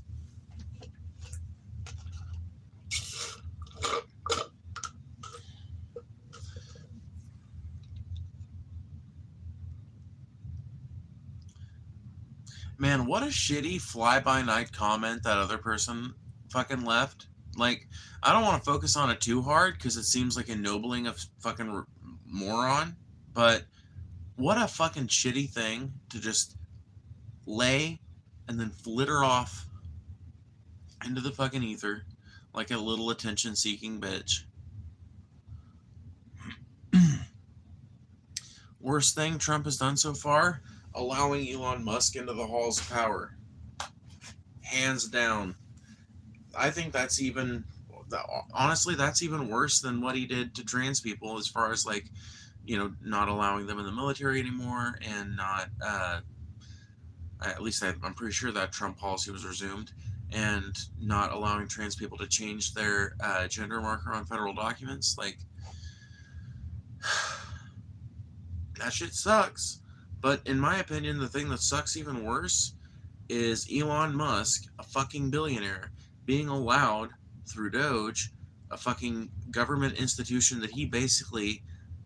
I genuinely believe that Elon Musk basically bought the government last year, and we are now in an Elon Musk presidency. That's why I named the stream what I did.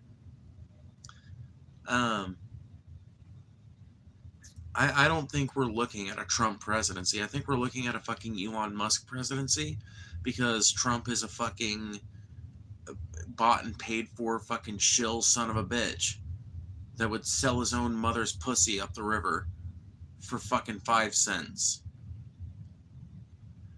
Man doesn't have a fucking soul, so of course he has sold off America to the richest man on the planet, who is now stripping fundamental parts of the government of funding, laying off like thousands of people, some of which have been employed for like 10 years, some of which are doing pretty important shit. And it would be one thing if I thought that he was doing all of this because he wants to actually eliminate redundancy and streamline processes in the federal government and all this shit. It would be one thing if I genuinely thought that that's what he was doing, and that tax money that's freed up from all these layoffs, firings, and program cuts would lead to some kind of money freed up for people to be able to get healthcare or better education in this country or something like that. Anything would be better than the fucking current state of affairs. But that's not why he's doing it. You know why Elon Musk is currently trying to strip the government of as much fucking funding to as many fucking people as possible? Because Elon Musk has a fucking financial interest in it. Because Elon Musk's tax money could be potentially tapped at some point by some future government. And he wants to make absolutely sure that he can set himself up for the rest of his life, foreseeably, to have a constant argument to lower taxes. That's what you are seeing teed up right now.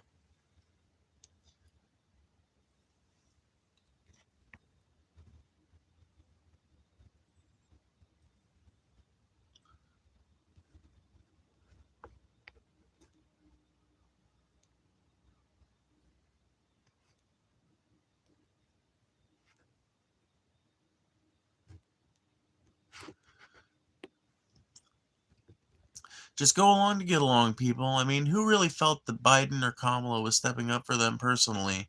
I know. That will literally. I know. Book Blaze. I know. Who really thought that, though? A shit ton of people. You have to understand, Book Blaze, and this is something I understand because I was one of these people not long ago. I voted Biden. I was pretty argumentative with people about it. I argued with Paul a time or two about it. More than a time or two. But after I realized that Biden was just another shitlib, just another sack of failed fucking promises, I was like, well, this shit's bullshit.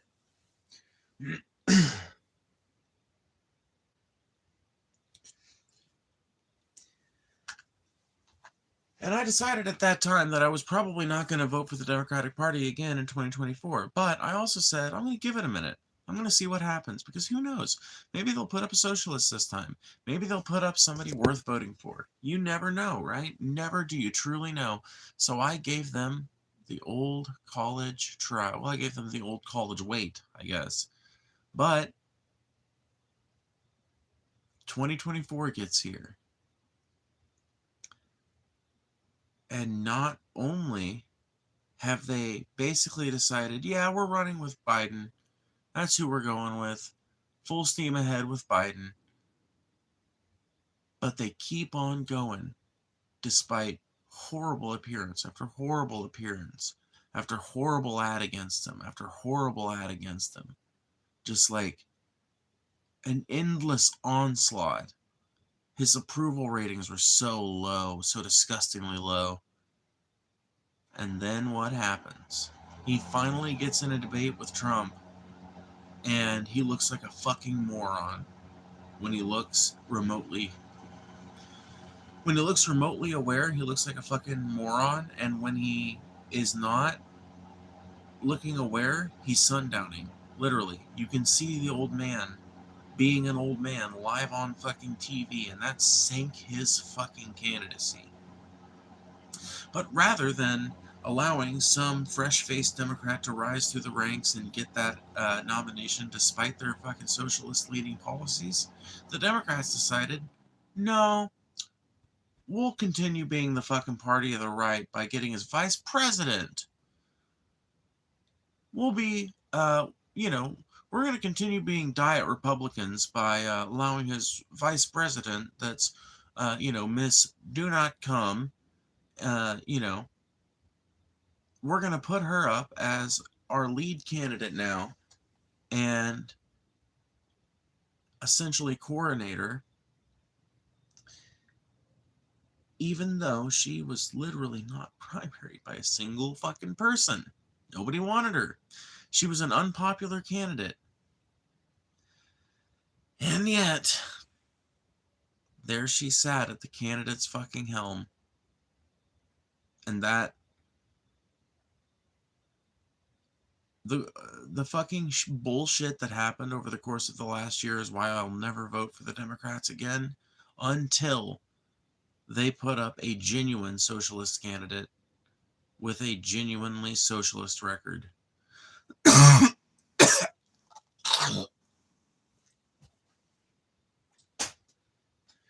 And I fucking don't care how that makes you feel about me. I could care less how that makes somebody feel about me. I will not vote for my oppressor anymore. And as far as I'm concerned, the Republicans and Democrats are the fucking oppressor.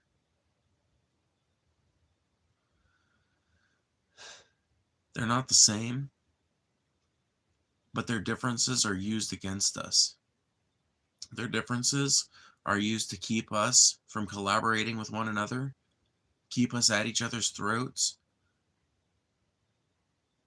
And behind closed doors, they're all fucking buddies. So fuck them until they change. I'm going to need to see some genuine fucking change out of the Democrats before I ever consider voting for them again.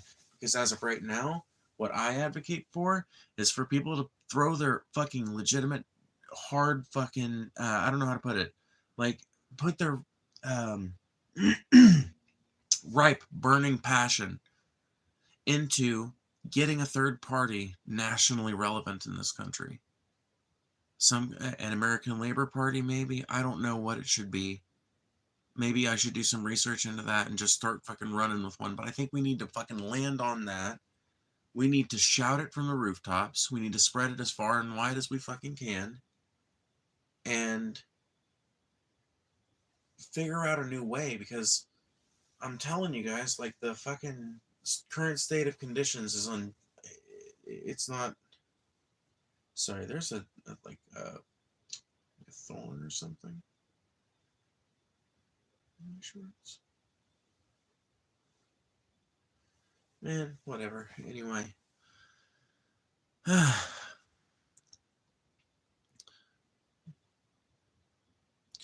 So true. That real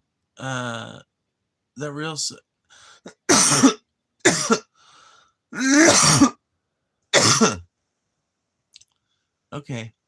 Okay, world unknown. Oh my god. Anyway, the real suspect sprint to the right on border policy is just a little bit, is so symbolic of the whole clown show. I know.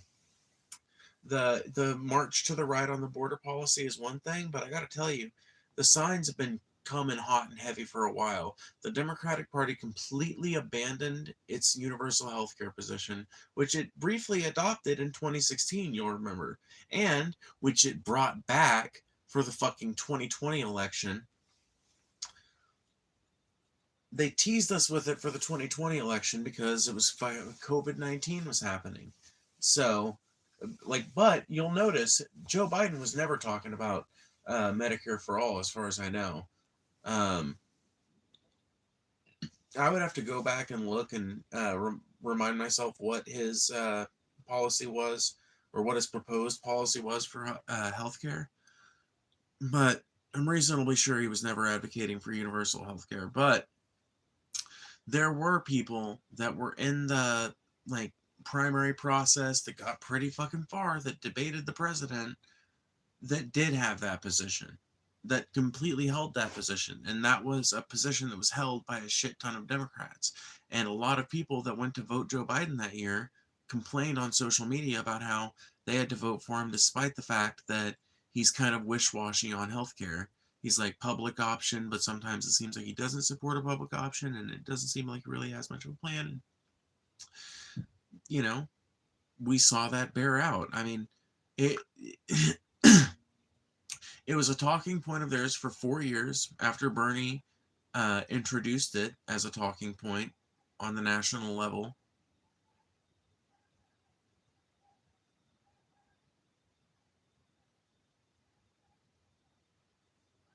God, they've been barking all night.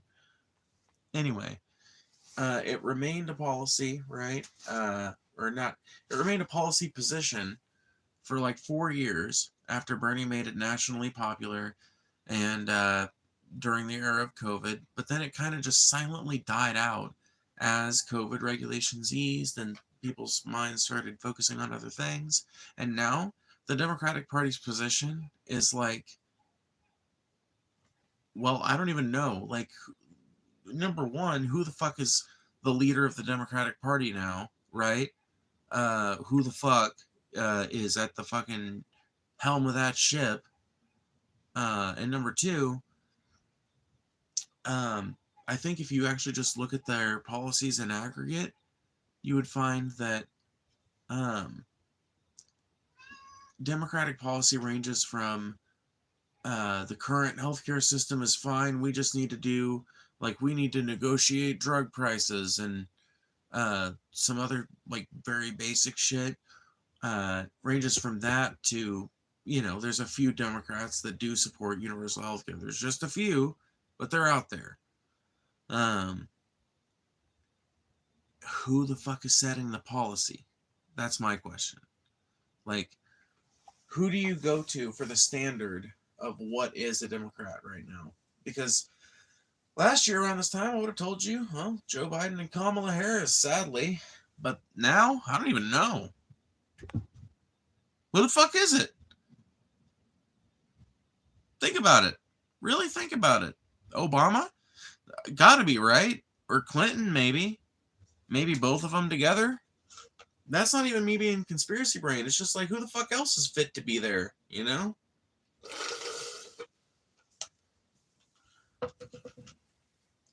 Like, who the fuck else? Like, Obama had two successful terms, successful in terms of he was well liked throughout his presidency by a majority of the population for most of the time he was in. There was a good segment of people that fucking hated Obama. A lot of them, I think, hated him because he was black, honestly. I think a lot of those people are now over it, ironically. So it's not like I hold it against them forever, but I do think that prejudice played a part in that. I don't know how much of a part it played, but I think it played at least a minor part. And words.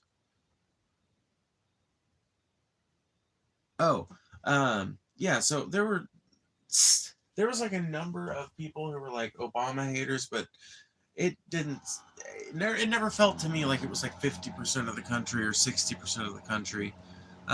He had a couple of periods where he had low approval ratings compared to the rest of his presidency, but in general, he enjoyed pretty favorable ratings. And Hillary Clinton has been involved in the federal government since the 90s and is super well known as a Democrat. The problem with Hillary Clinton is that, unlike Obama, Hillary doesn't have a fucking soul. Hillary doesn't have an ounce of humanity left in her. She sold it all long ago to fucking Molag Bal, the god of chaos and destruction, and she's living that life now. She is a husk to his will, right? And Obama, I think he definitely gave a little. I think he definitely gave his pound of flesh too, but I think he gave it to a different god. I think he lost his pound of flesh to fucking Hermaeus Mora, for being completely for real. But the point is, it's one of those two people. Those are the only two people I can think of that stand out as like, yeah, those are people you could consider like, yeah, they were leaders of the Democratic Party. I genuinely don't know who the fuck else you would even throw up as an answer to the question. Ken Martin? Who the fuck is Ken Martin? Moloch mentioned? No, I said Molag Bal, which is a god from Skyrim, a Daedric lord. Sorry, I'm a dork. Where's my boy Belial?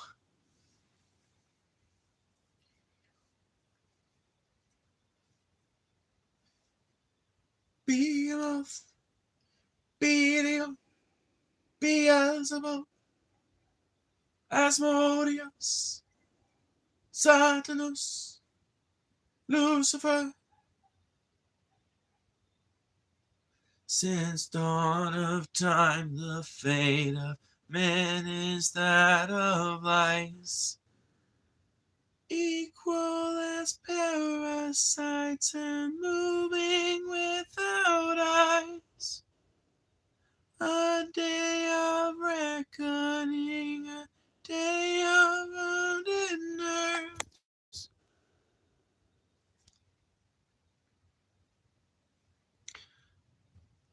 I'm off to bed shortly, Phoebes. May I ask for a tune before I'm off? Yes, you may.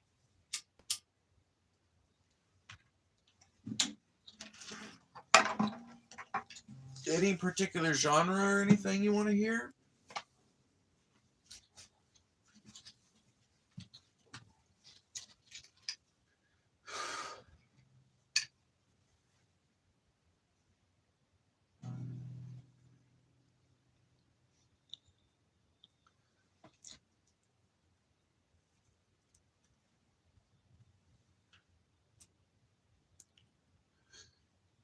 Dealer's choice this time? Alrighty.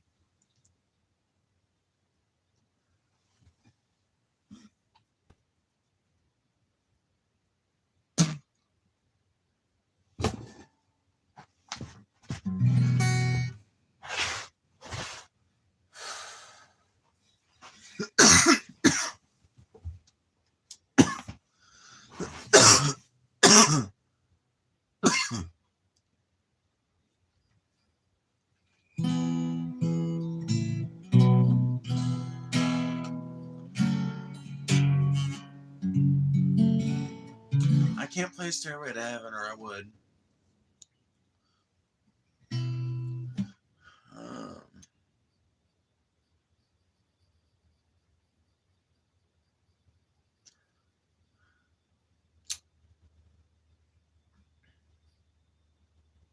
Oh, here's a good one. This one's gonna be hard, though. This one's sad as fuck.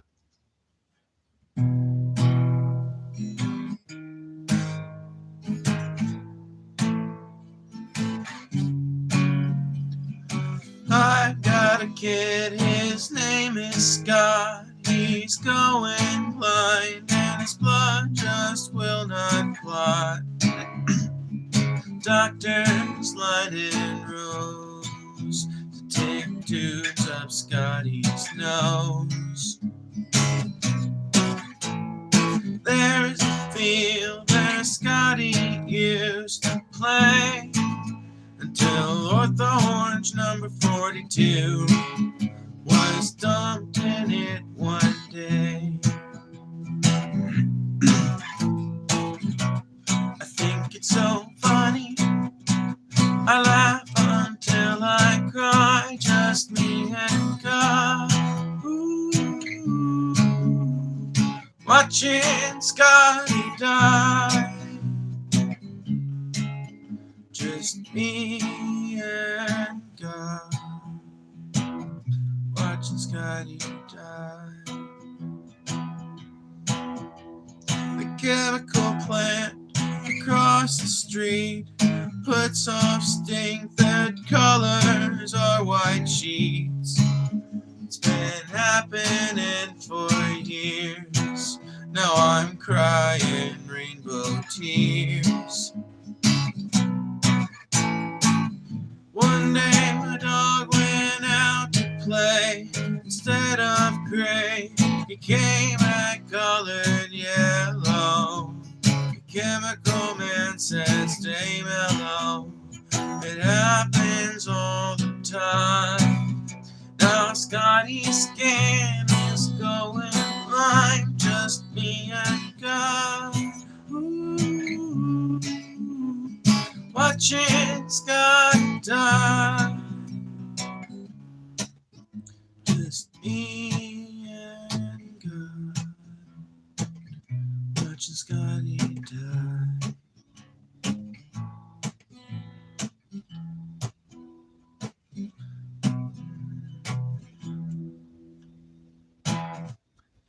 The Dead Milkman, watching Scotty die.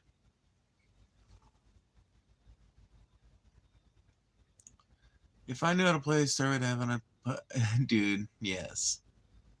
Yo, my server's got to get rated. I gotta go. Oh yeah, Casey, go.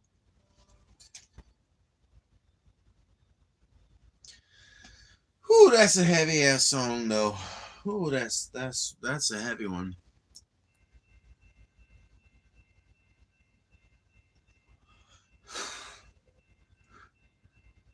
You're welcome. I hope I didn't bum you out. It just occurred to me that that was a really sad song to play out of nowhere.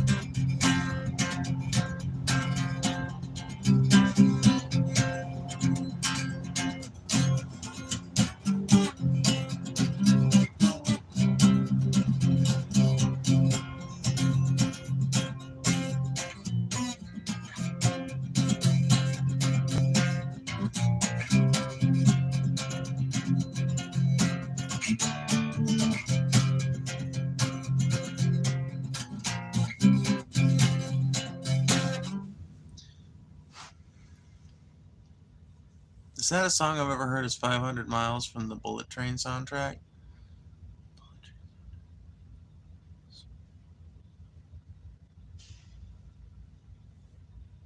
I'm not sure what song that is.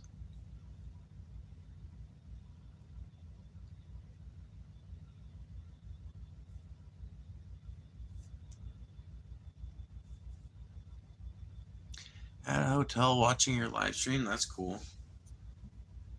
Dude, do they have a pool? I bet they have a pool. Not at all. I like that kind of poetry. Your rendition was soulful. Well, thank you. I appreciate it.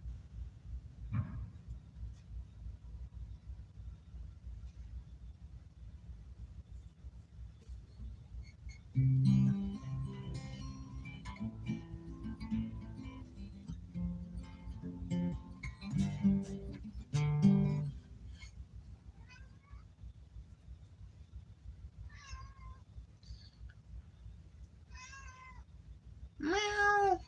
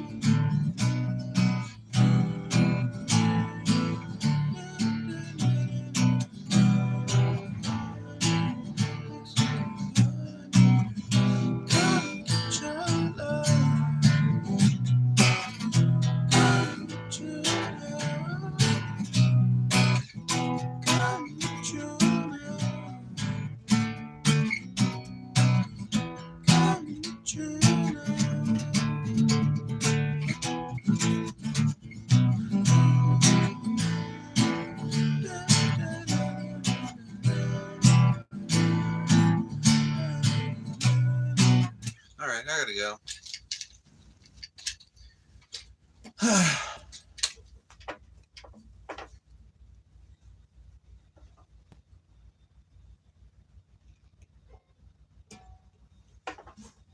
It's been fun. It's been chill. And I appreciate all the interactions and viewership. Thank you guys. Always love doing it. But I gotta go. Anyway, I will talk to you guys later.